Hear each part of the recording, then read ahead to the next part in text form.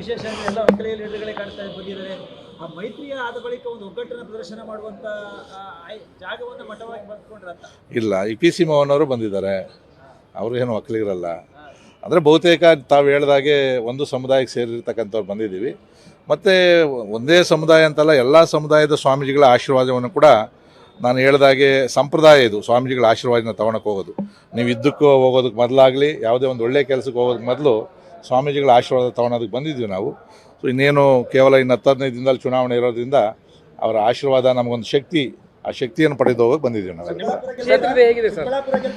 100% ಗೆಲ್ತೀವಿ ನಾವು. ಅಭ್ಯರ್ಥಿ ಬಂದಿಲ್ಲ ಸರ್, ಬರ್ತಾರೆ ಅವರು ಕೂಡ, ಅಭ್ಯರ್ಥಿಗಳು ಕೂಡ. ನೋಡ್ರಿ 100% ಭಾಗ ಚಿಕ್ಕಬಳ್ಳಾಪುರ ನಾವು ಗೆಲ್ತೀವಿ. ಏನೇ ಸಣ್ಣ ಪುಟ್ಟ ಗೊಂದಲ ಇದ್ರೂ ಕೂಡ ನಾವಲ್ಲಿ ಕಾಂಗ್ರೆಸ್ಸನ್ನು ತಲೆ ಎತ್ತಕ್ಕೆ ಬಿಡೋದಿಲ್ಲ.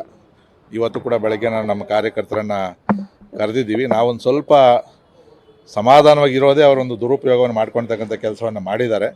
ಸೊ ಅದಕ್ಕೆ ನಾನು ನಮ್ಮ ಕಾರ್ಯಕರ್ತರಿಗೆ ಹೇಳಿದ್ದೀನಿ, ಇವತ್ತು ವರ್ಷ ತೊಗೊಂಡು ಪೂರ್ತಿ ಶಕ್ತಿ ತೊಗೊಂಡು ನಾವು ನಾಳೆಯಿಂದ ಪೂರ್ತಿ ಇಡೀ ಚಿಕ್ಕಬಳ್ಳಾಪುರ ಲೋಕಸಭಾ ಕ್ಷೇತ್ರ ಪ್ರವಾಸವನ್ನು ಮಾಡಬೇಕು ಅಂತಕ್ಕಂಥದ್ದು. ನರೇಂದ್ರ ಮೋದಿಯವರ ಒಂದು ಅಲೆ ಇದೆಯಲ್ಲ, ಅದನ್ನು ತಡೆಯೋಕ್ಕೆ ಯಾರ ಕೈಲೂ ಆಗೋದಿಲ್ಲ. ಅದು ನಮಗೆ ಒಂದು ದೊಡ್ಡ ಶಕ್ತಿ ಅಂತಕ್ಕಂಥ ಮಾತನ್ನು ಈ ಸಂದರ್ಭದಲ್ಲಿ ಹೇಳ್ತಾ ಇದ್ದೀನಿ.